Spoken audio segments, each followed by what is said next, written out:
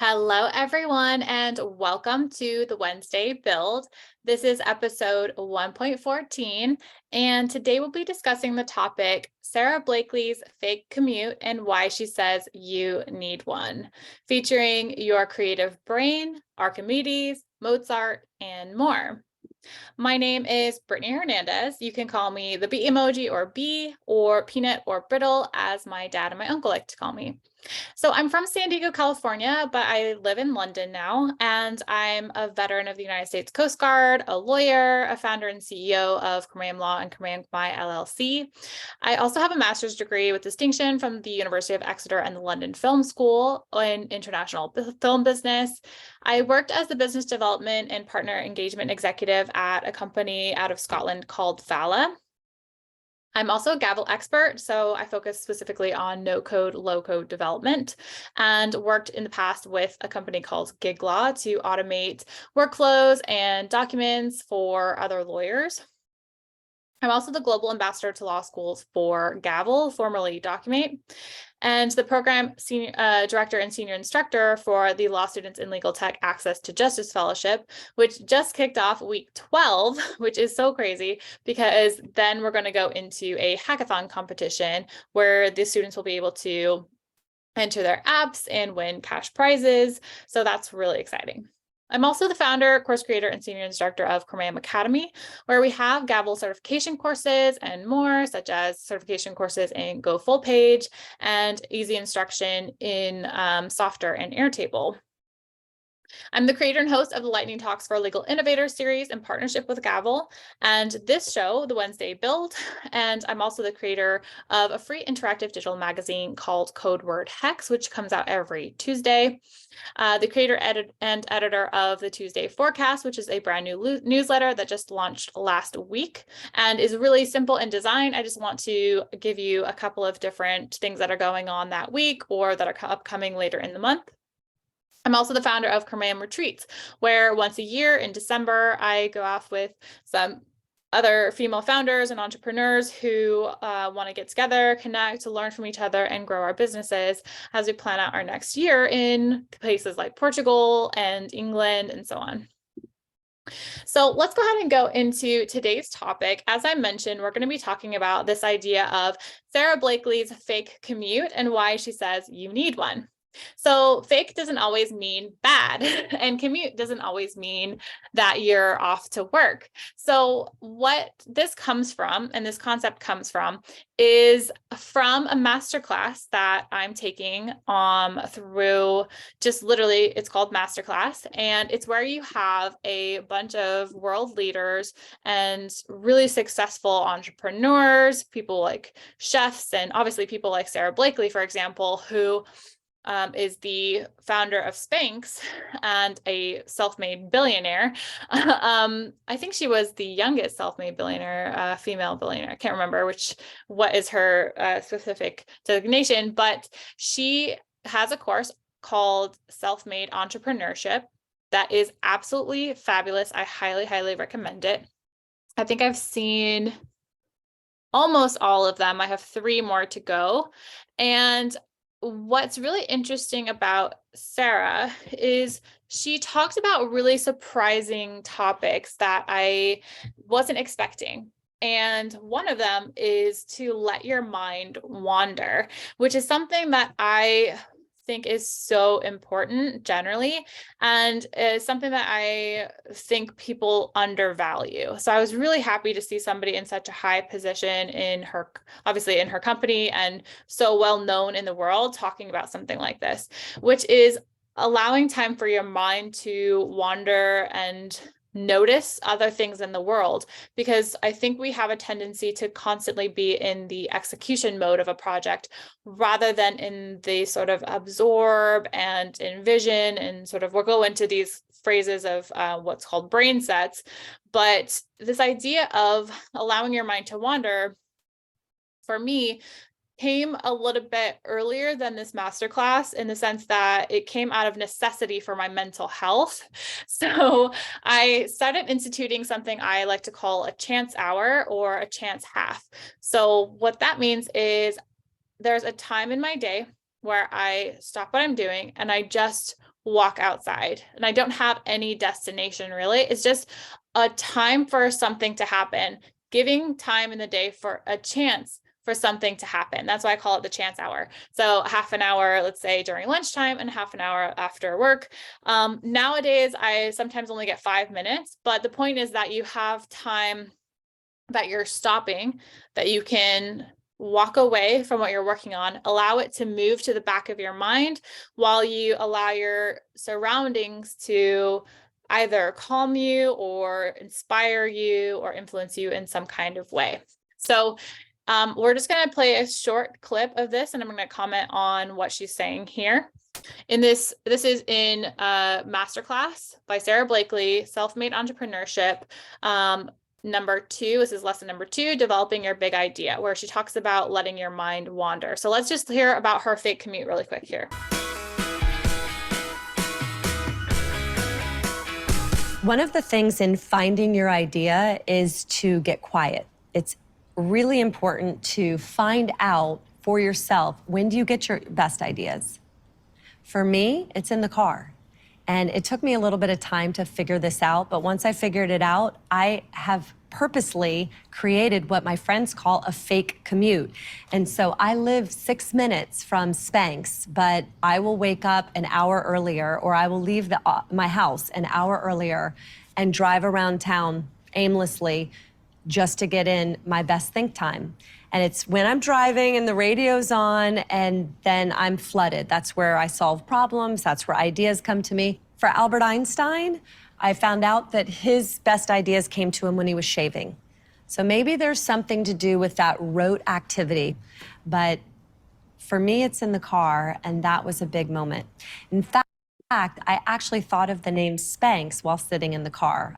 So she goes on to talk about how she was sitting in the car when she had this idea. She just kind of was letting things mull over in her mind about what I think she had been trying to name her company for a year before she was sitting in the car on her fake commute, trying to decide whether she was going to call it one thing or another.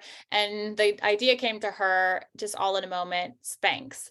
And it was actually going to be spelled regularly, but when right before she started to submit the trademark application, she, at the last minute, changed the KS to an X and made it Spanx.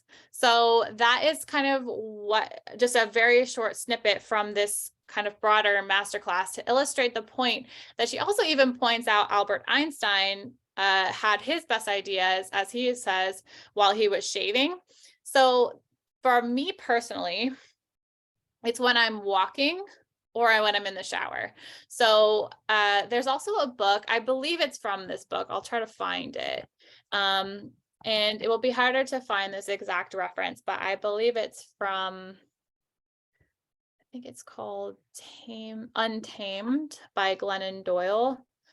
So I read this book, listened to this book on Audible while I was in doing a book club. It was the book for one of our book club months. And in this particular book, Glennon Doyle talks about, I believe, I have to kind of double check this reference, but I believe it's in this book. And she mentions that her daughter came to her and was saying, like, when she's in the shower, in the bath, is when she comes up with all of these ideas. And she was asking her mom, like, why does that happen? And Glennon was saying that that it's because it's finally a time in your day where you stop moving and you're quiet. So this kind of idea of the bath is going to come up again when we talk about Archimedes, who was the person who was kind of noticing about the displacement of water and ran through the streets naked and shouting Eureka. So that is going to come up in just a moment. But the point here is around what Sara Blakely said about the importance of getting quiet and how you need to inject time into your schedule to let your mind wander. And I'm going to go into a little bit of the neuroscience behind this with the support of Dr. Shelley Carson's research in Your Creative Brain, which I bring up a lot on this show because of the fact that I think it's 100% something that everyone should read, along with books like Atomic Habits. I think my top couple, if you want to know, are Your Creative Brain, Atomic Habits, the four agreements and the fifth agreement. Great books. But specifically, I think Your Creative Brain and Atomic Habits kind of combined, if you understand how they fit together, kind of are very well illustrated in this particular point. And in the way that Sara kind of mentions this here is that she builds in time for a fake commute in order for her to have time where she's doing something that doesn't require too much attention, but has her a little bit mobile, where ideas can come to her. And she calls them a gift from the universe. And so this idea that you're creating and carving out intentionally time to have moments of quiet in your day where you stop moving so much. Well, you're moving, but you're moving in a way that allows your mind to rest and wander and receive. So there's kind of a giving and a receiving, a yin yang, if you say, that happens here, which is a little bit of a push and pull, or sort of this dynamic where you're giving and receiving, but most of the time we're executing and not receiving. So I love this, and I just thought it was such a great way to bring this up, because Sara, obviously I'm not as successful as Sara is yet, but to hear it from her that she makes an intentional choice to carve in time for quiet and to allow her mind to wander, and that's when she gets her best ideas, I think is really valuable. So I wanted to go a little bit into the science of this, which I think would be useful in kind of talking about this topic, which, as I mentioned, is this Sara Blakely's fake commute and why she says you need one. And obviously you need one in order to develop big ideas that allow you and lead you to a life where you are fulfilled and self-realized, self-actualized, and also free. And because once you step into the other book that I think everyone should read is The Big Leap and The Genius Zone, both of them, so those two books by Gay Hendricks are both very, very good and will be so life-changing. So that's the idea of, we're kind of combining what Sara has said here in her masterclass with what Glennon Doyle says in Untamed to her daughter, with Your Creative Brain, and what we're going to go into with Dr. Shelley Carter, with Atomic Habits and the idea of habit stacking and the ability to carve in time for quiet, looking at your schedule as it is and seeing where you can stack in that quiet time on top of each other. In future episodes, I'll go into things like temptation bundling and things like that. But for now, we're going to focus on this idea that you create a predictable schedule at some level that makes it to where it's a non-negotiable for you to go outside. As Sara said, she only lives 6 minutes away from the office, but she purposely wakes up an hour early so that she can have this fake commute drive before she goes into her work. So knowing what it is for you is going to be really important, of when are you able to pause, get quiet, and allow time for yourself to receive the gifts from the universe of new ideas that will allow you and your family to thrive. So when we talk about the science of this, what I like to refer to is Your Creative Brain: 7 Steps to Maximize Imagination, Productivity, and Innovation in Your Life. This is by Dr. Shelley Carson, who has created the Creates Brain Sets model. So I believe it's, see if it's shelleycarson.com.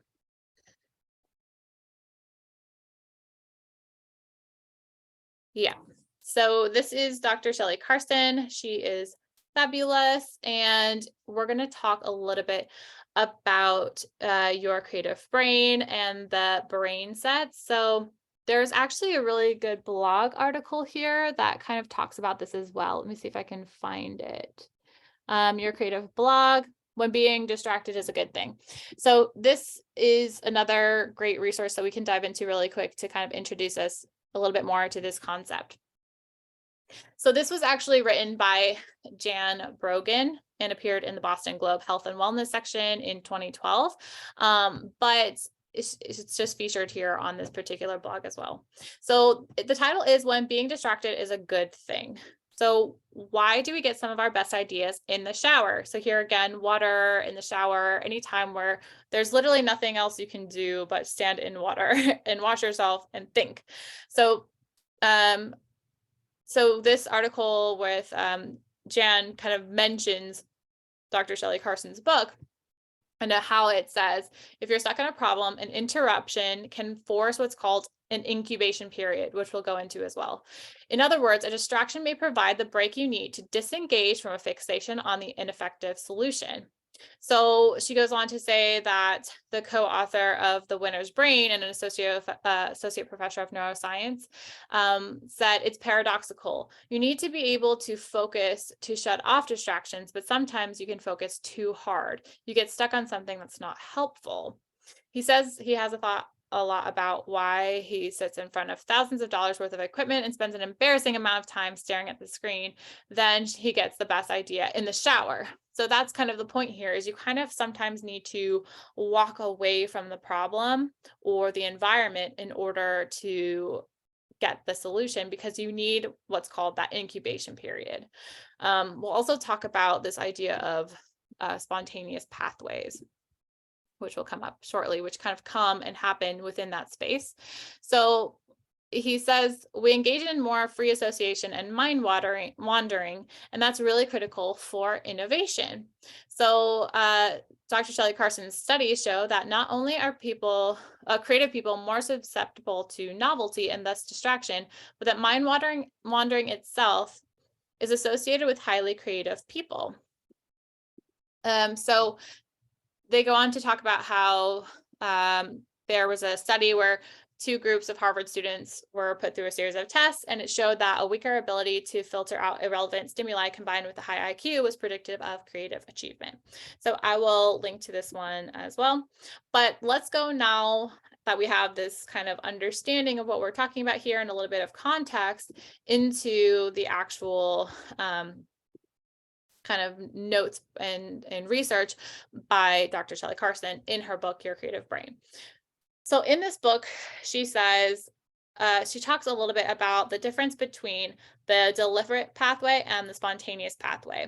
So in the spontaneous pathway, the executive center relinquishes some control of the contents of conscious thought. This allows more ideas from association centers in the temporal and parietal lobes that would ordinarily be blocked from awareness to manifest themselves in consciousness. So this is talking about how otherwise, when we're constantly executing, we are controlling and directing our thoughts, which doesn't really allow for other solutions to come to mind. And we say come to mind is coming from the back and coming towards the front, but it will only come towards the front and we'll be aware of it when we get quiet, especially as Sara mentioned, either in the car or with Albert Einstein while he's shaving. And as I mentioned, we'll talk about Archimedes and Mozart as well.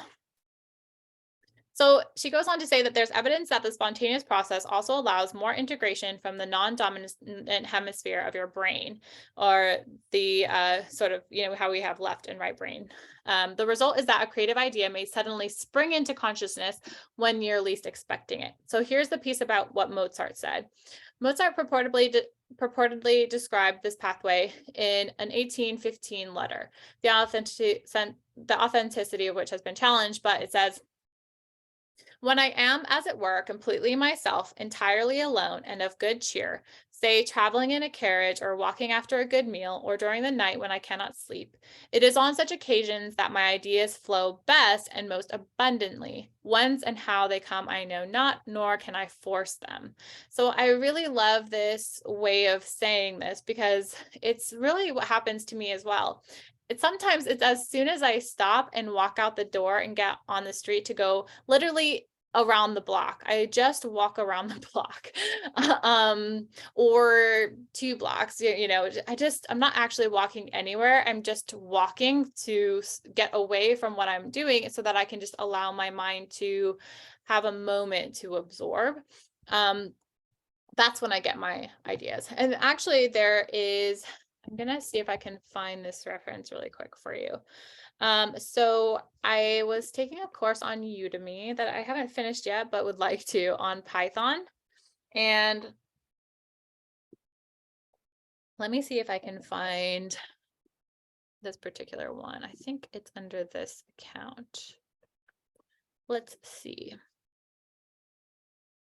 Yes, so it's 100 Days of Code, and it's about Python. And the course is by Angela Yu, I believe. Let me just see if I can find the course instructor name. Dr. Angela Yu. So she is the founder of the London App Brewery, and her course is very, very popular. But what I was going to say is she has some great resources in this particular 100 Days of Code, the complete Python Pro Bootcamp for 2023. So there's a resource that is called, I think it's this one. And I'll just point out one thing here, obviously to protect her rights to this information, but just there's one very specific thing that I wanted to point out. So in her course, you can get this resource called 12 Rules to Learn Code, Everything We Know from Teaching 150,000 Students. So one of the 12 rules is, so we have, let me see if I can find where it is in here. Play foosball. I think it's number 9. So number 9 is play foosball, and it illustrates this point as well. So let me find that one here. Play foosball. When you see Hollywood movies about programmers, they're usually sat in front of a laptop, mashing the keyboards like they're in some sort of high-stakes smash the mole game. When you see real programmers working, they tend to look like this. If I sit here long enough staring at the screen, maybe I will be inspired. Yep, that's right. No typing, just staring, a lot of staring. In a company, people tend to complain that programmers are always playing foosball or doing something else that doesn't look like work. People might not be able to tell, but they are in fact working. When you see them enjoying their foosball game, laughing and joking, they're probably suffering inside.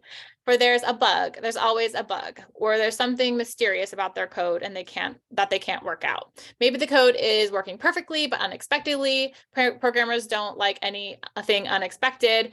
If they just typed out 1,000 lines in one go, and unexpectedly there are no errors. How would that be?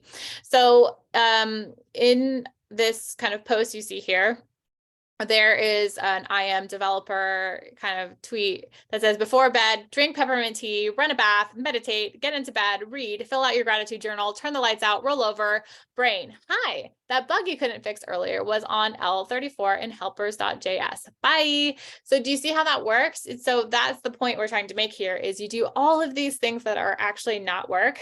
And then your brain has a moment to pause and rest and make all of the connections that it needs to make. And then it will give you the answer. So you need that processing time to be built into your schedule so that you have that moment of inspiration, like that spontaneous pathway. So she just goes on to say, other people might not understand, but in these situations, it's almost always worth stepping away from your code and giving it some time and distance. So I think that this is kind of a good illustration of this point as well. So thank you to Dr. Angela Yu for pointing this out, because it really does kind of go into this piece that we're talking about here about spontaneous pathways and the need for the incubation period. So one of the things I'll mention too is this piece about Archimedes. So let me try to find that really quick.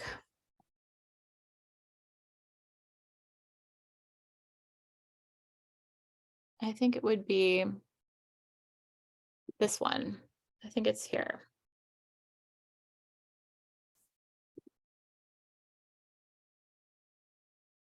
Okay, so we talked a little bit about the default network, the deliberate versus the spontaneous pathways. let me just see where I want to start here. Okay, so let's start from this section here where it says, luckily for us. Luckily for us, written accounts of the creative process have been noted since the days of the early Greeks, when the mathematician Archimedes first reportedly ran naked through the streets of Syracuse shouting, Eureka. Archimedes, you will remember, had been tasked by Syracuse's king Hiero with determining the volume of gold in an intricate royal crown. The suspicious king suspected that his jewelers were replacing some of the valuable gold with a lesser metal. Archimedes worked on this problem for some time. He was taking a break from his work when he went to the local communal baths and observed that water splashed out of the tub as he submerged himself. That's interesting. The volume of an irregularly shaped object can be calculated, he realizes, by noting the amount of water the object displaces when it is submerged. Archimedes couldn't wait to take this discovery back home and apply it to his crown problem, hence the yelling and running naked through the streets part of the process. So here we see this example of Archimedes, who had this problem he was working on how to tell whether the jewels in the royal crown were real or fake. And he paused his work, just as Sara Blakely mentions in the masterclass, paused the work in order to walk away for a moment and make it to where he could just rest his brain. And what you're doing is what I want to say is allowing for processing time. Your computer, your brain, is trying to process all of the different connections that you've ever had in your life. So give it a moment to catch up to the problem that you're trying to solve right now by pausing your execution function or your deliberate thinking and moving into the spontaneous zone where you have the ability to rest your mind, do some mundane task like walking or driving or shaving or something like that, and having that carved out intentionally into your schedule in order to allow that processing time to happen inside of your brain so that you can have that moment where you have a gift from the universe where your processing time is finished and your computer, which is your brain, says, here's the answer.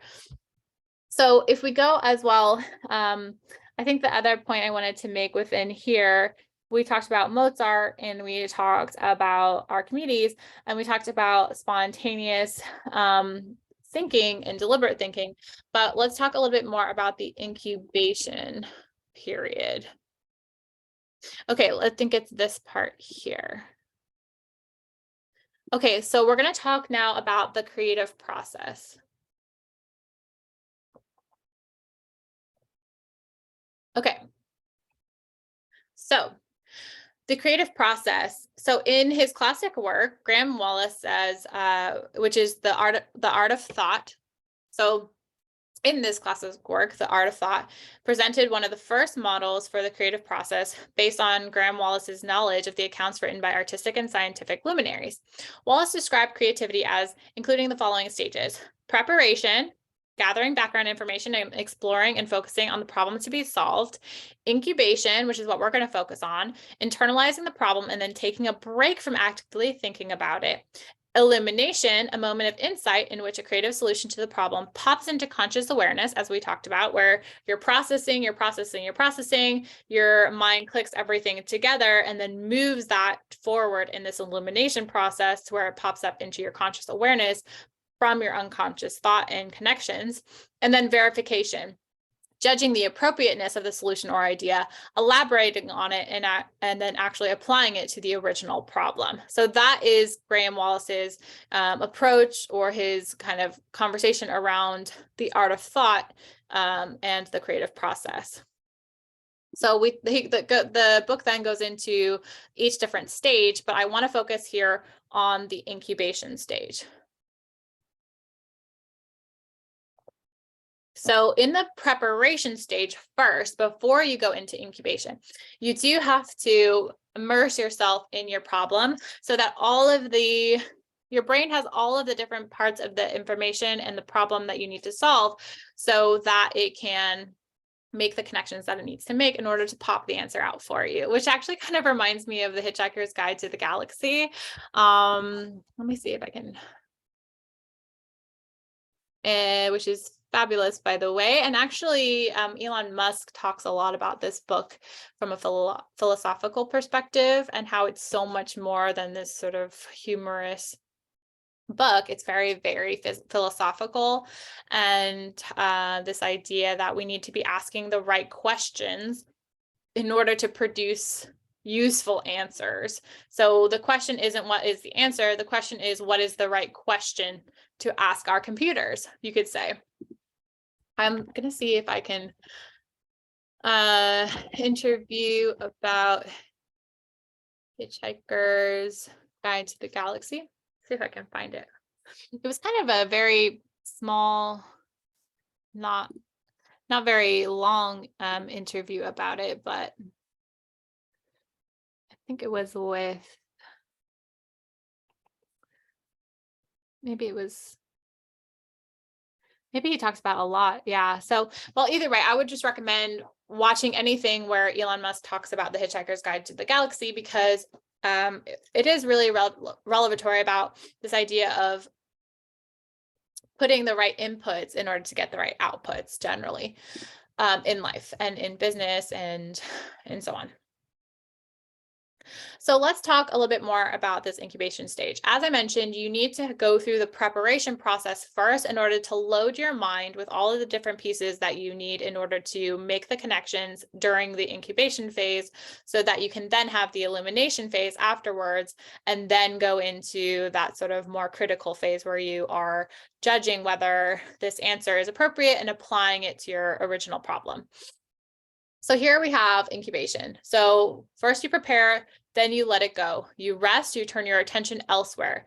This stage of the process is called incubation, because just as you can look at a chicken each day for several weeks without being aware that a baby chick is developing inside, you can send your creative dilemma to the back burner of your brain for a period of time without being aware that it too is developing out of sight, or in this case, out of mind. That is the point at which the deliberate and the spontaneous pathways to creative ideas diverge. If you're deliberately trying to solve the problem, and she kind of goes into this Dr. Watson and Sherlock Holmes missing, this kind of joke about Dr. Watson and Sherlock Holmes, that's pretty funny. You'll resist the incubation period and you'll continue to consciously search for a solution to the problem. So you need to turn off the deliberate thinking side and allow for the spontaneous pathway to emerge here. Your executive center will continue to call up information from the rear storage areas of the brain, and you'll manipulate that information in your prefrontal lobes until you come up with a solution or insight. If you're taking the spontaneous route, though, you'll notice that taking a break from your creative problem can allow several beneficial things to happen in the brain. So here, the first, she says, the break gives you a chance to recover from mental fatigue. Because the preparation stage, let's go back a little bit, of creativity is such hard work, a forced break may allow you to recharge your mental battery, so to speak, so you can later return to thinking about your problem refreshed. So this is what we're talking about when we think about, for example, Archimedes, where he is taking a break from his preparation stage, sitting in the bath, in the communal baths and in Syracuse, and he notices that the water, changes based on whatever the volume of the object that goes inside displaces the water. So this talks about how he's taking a moment away after having done the preparation stage. So all of the information has now been loaded into his mind and is operating and processing in the background, so that when the right trigger comes, the illumination stage can kick in and pop the idea into his more conscious awareness. So second, you may have noticed that if you're trying to think of a specific word, say the name of a large Indonesian ape, and the wrong word comes to mind, baboon, you'll find it harder to image the correct word, orangutan, because the baboon answer keeps popping up every time you think of large apes. Often, one potential but unhelpful solution may block your ability to think of other solutions while the unhelpful one is still fresh in your mind. So this is also that idea of premature cognitive commitment, which is also talked about in this particular book, which is why I highly recommend this book so much. But what she goes on to say is the incubation period, however, allows you time to forget inappropriate solutions upon which you may have become fixated. So when we talk about this premature cognitive commitment, this is where you've encountered something. In this example, the first thing that comes to your mind is the wrong word. And you can't think of other solutions because that's the one that is fixated in front of your face right now and in your awareness. And you have to let it go to allow new ideas and new solutions to come to your mind. So third, the incubation period allows you to attend to other matters while you continue to work on the problem at a level below conscious awareness. Once you've posed the problem, your creative brain continues to ponder and generate solutions, even when your attention is directed elsewhere. So I think that that's the piece that makes people, like we talked about with the London Apiary 12 rules for learning code, is that even though it looks like somebody is not working, so for example, I like to take walks. I like to walk all the way to the Victoria and Albert Museum, and I like to kind of people watch and look at the different statues around, look at the art gallery. So when you look at my Instagram stories or you look at my social media channels, a lot of my personal posts are me outside. And it may look like I never do any work, but that is often when I'm doing a lot of my thinking work. So for me, I do a lot of the execution mode, but I need things to be able to percolate in the back of my head and process before they come to the forefront of my attention and I act on them. So let me go to this final piece here. Finally, the incubation period allows you to focus on things in your environment that are not related to your problem. In the case, for example, of Archimedes, so the unrelated environmental information you perceive could act as a clue to a possible creative solution. So here she mentions, just as Archimedes noticed the water overflowing when he sank into the bathtub so many centuries ago, something you see in the world around you could stimulate a connection between bits of information in your associational centers that will lead to a eureka moment. Then you get that illumination period, which we won't go super deep into, but just the idea that your solution comes forward from the back of your mind to the front. So this is going to be our conversation for today, which is around, as we mentioned, Sara Blakely's fake commute and why she says you need one, because you need time to let your mind wander and being intentional about how you carve that into your day. So in her case, she has this fake commute where she gets up earlier, even though she only lives 6 minutes away from her office. She gets up early in order to drive around, wandering around, in order to allow her mind to rest and have new ideas come to the forefront. Then, as we mentioned here, in Untamed, about Glennon Doyle's daughter, where she asked why I get all these good ideas in the shower or the bath, and Glennon saying that that's when you're pausing in the day, and that's when you have some time for your mind to settle and for you in yourself to be quiet. We talked about when being distracted is a good thing. So this article from 2012 about this particular idea around needing to have that time where even though you're sitting in front of all of this, all of this thousands of dollars worth of equipment and staring at the screen, when you get your best idea in the shower. And also around the different brain sets. So I'll go over that maybe last, just to kind of talk about the Creates brain set model that I highly recommend you look more into. We also then talked about the 100 Days of Code, the Complete Python Pro Bootcamp for 2023, which is the resource here, which for rule number 9 of 12 is play foosball, which is to notice that when people are playing foosball or doing something that doesn't look like work, what's really happening is that they are working, but they're working by thinking and having that get pushed to the back of their brain so that it can process and then come to the forefront later. We did a really deep dive into your creative brain and all of the different parts of the deliberate versus the spontaneous pathways in your brain and the creative process as described in the idea of the model of preparation, incubation, illumination, and then evaluation, I believe. Let me see, the last one is verification. So to verify that particular solution as being the right one, or if there's something better.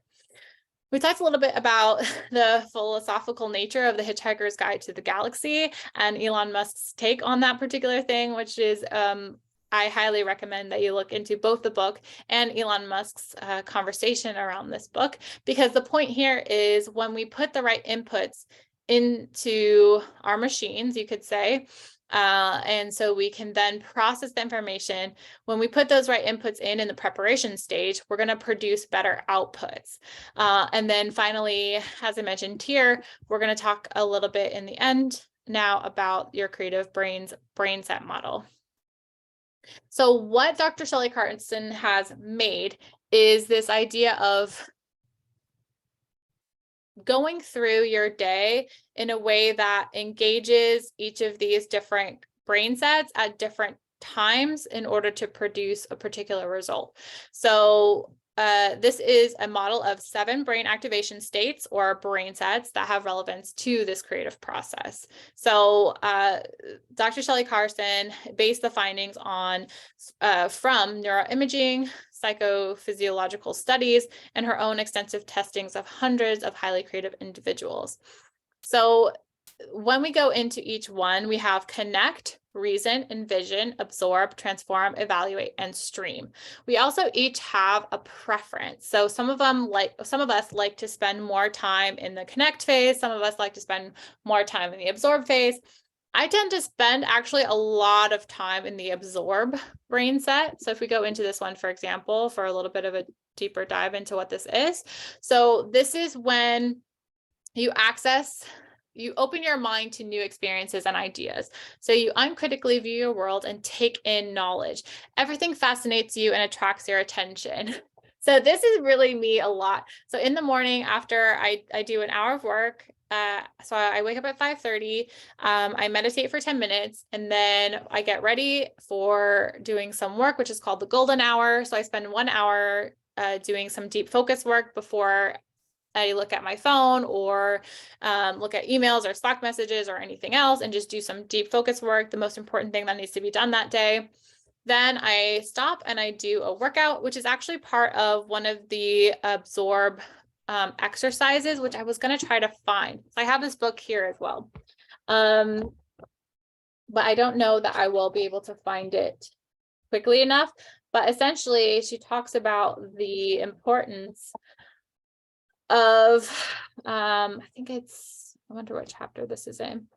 She talks about the importance of, I might actually be here. Yes, amazing. Okay, so this is on page 96 of the printed book. And it says enhance alpha and theta activity, aerobic activity recovery. Aim of exercise is to increase alpha wave activity in your prefrontal lobes and increase creative potential. Research indicates that during the 2-hour period following aerobic exercise, alpha and theta wave activity are increased in the prefrontal cortex. So during this period, you'll find it easier to access the receptive absorb brain set. So what I actually do is I work out from 7 a.m. to 8 a.m. and then I'll stop and I'll have breakfast. I'll also meditate. But after that time and I'm done making breakfast, I sit down and do my makeup and hair. But while I'm doing that, I'm listening to books like Your Creative Brain and listening to master classes like the one with Sara Blakely here. So that is when your mind in that 2-hour period following aerobic exercise to access these alpha and theta wave activities. So it says, use the 2-hour period after your exercise session to reflect on your creative dilemma. During this period, you'll be more creative and open to new ideas and solutions. And actually, that's one of the times when I have the most ideas because of the fact that I think because of the fact that I do it in that particular order. So that's something to keep in mind as well. So she goes on to talk about how These findings are based on three particular scientific pieces of support. First, that creatively productive individuals are able to access specific brain states that others may find more difficult or more uncomfortable to access. Secondly, that creatively productive individuals are able to switch among different brain states depending on the task at hand, which is very important. And third, it's possible to train yourself to access these creative brain sets and to switch flexibly among them, even if this does not come naturally to you at first. So this is super important because, like I said, she mentions that all of us have a sort of preference for one brain set over the others, but we need to learn how to move between one and another. And you can really do that through, I think, maybe you could call it day design or life design, or how you structure time in your day and your schedule to move and intentionally move, as Sara Blakely does here, between each brain set of connect, reason, envision, absorb, transform, evaluate, and stream, as kind of demonstrated here in your creative brain from Dr. Shelley Clarkson. So to wrap this up, I would just say, if you have any questions, you can reach out to me. I'd be happy to chat with you about all of this stuff. I love chatting about your creative brain, the different brain set models, and all of these different topics. For some announcements, so this show, the Wednesday Build, happens live every Wednesday at 10 a.m. Pacific time. Also, Code Word Hex comes out every Tuesday, which is more of a practical rather than sort of soft skills conversation. So I go into a deep dive on things like how to actually build using Gavel and Softer and Airtable and Zapier and all those different no-code tools. Also, the Tuesday Forecast is a brand new free weekly newsletter that just started last week, where we go into just a couple of the different activities and events that are going to be coming up for the next week. We also at Commute Academy have Gavel certification courses, so feel free to check us out. We have a new core cohort once every 6 weeks. Right now we're in week 2 of core 1. So we're going into tomorrow, Silver Week. So we just finished basics as of, will be today basically, or you could say finished by tomorrow. And we're going to move into the Silver course. If you'd like to join us, you can choose your course, and you can join us either just during your week of your core cohort, or you can join us for all of them if you purchase the full course series of basic, silver, gold, and well, gold test out is a separate one, but where you just take the exam. We also have other courses on Software and Airtable, as I mentioned, as well as an official certification course in Go Full Page with more to come. The community is really about connecting with other people who are interested in no code, in the law, in in entrepreneurship and being a founder and all of these different pieces. So everyone who purchases a course or enrolls in a free course or any type of content on the Commute Academy website, you get automatically added to the Commute Global community. And then also there is a very active Slack group for the Gavel community, so you can join us on Slack there if you'd like to.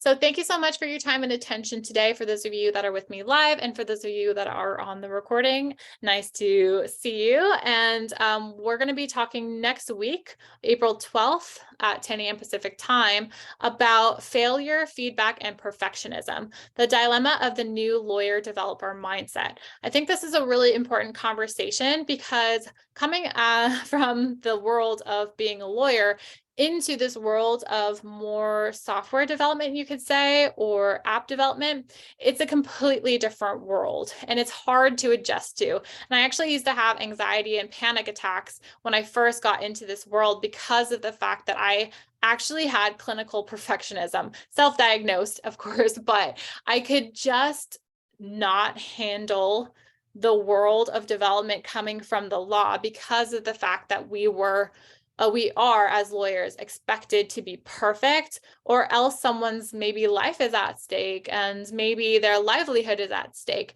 And so it's on us to be perfect for them. And there's a different type of pressure there than when you're developing applications or doing software development, because that is all about failing quickly so that you can iterate to perfection, if you could say that. But I feel like there's no end state of perfection. There's only a state of functionality, I guess. So it's just a different mindset where there's a right fit, you could say. So you can get to the point where you're the right fit, but it doesn't necessarily mean it's perfect, because you need to be able to iterate and move on and adjust to the customer. So it feels more flowing than when you're sort of when you're writing a brief, for example, and every word needs to be perfect. However, there's also an aspect of perfectionism in being, let's say, a coder or a developer, because if you have one period in the wrong place, if you change something from uppercase to lowercase, you break everything. So it's a very interesting dynamic between being a lawyer and being a developer, and how one feeds into the other, and they're similar but different. And so it's a really interesting conversation that we're going to have next week around failure, feedback, and perfectionism, this dilemma of the new lawyer developer mindset. Feel free to connect with me on LinkedIn or via email. My email address is brittany@cramam.pro. And for any inquiries regarding Gavel's law school program, you can email me at brittany@gavel.io. So thank you so much again for being here and for your time and attention. And I will see you all next week. Bye, everyone.